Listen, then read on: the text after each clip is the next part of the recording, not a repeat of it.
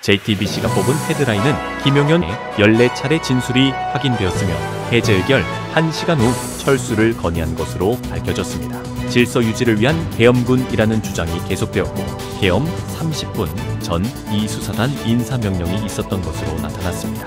김용현의 검찰 기습 출석에 대한 사정 요감 의혹이 제기되었으며 김주현 민정수석과의 협의가 있었던 것으로 보입니다. 헌재대면 전후 진술 재구성 작업도 이루어졌습니다.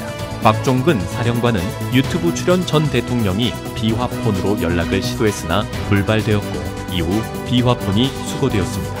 경호처는 계엄 장성들에게 무궁화 폰을 지급한 것으로 알려졌습니다. 증인들의 증언이 계속되는 가운데 임종득 의원의 진술 오염 주장이 계속되었습니다.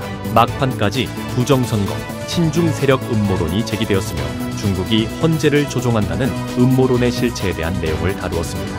헌재에 대한 공격이 계속되는 가운데 문대행 탄핵 움직임도 있었습니다. 윤 대통령이 6차례 전화해 의원 체포를 닥달했다는 주장이 제기되었고 조지호 청장은 내일 자진 출석 의사를 밝혔습니다. 인권위는 사령관 4명을 신속히 풀어줘야 한다고 밝혔으며 민주당은 명태균 녹취를 추가로 공개했습니다.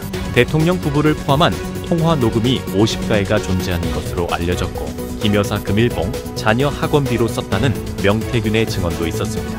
10.16 사건과 관련해 김재규에 대한 재심이 결정되었습니다. 한편 대왕고래 탐사 실패 발표 전 탐사 기간이 연장되었습니다. 트럼프 전 대통령이 자동차 관세율 인상을 예고해 수출 의존도가 높은 업계가 비상에 걸렸습니다.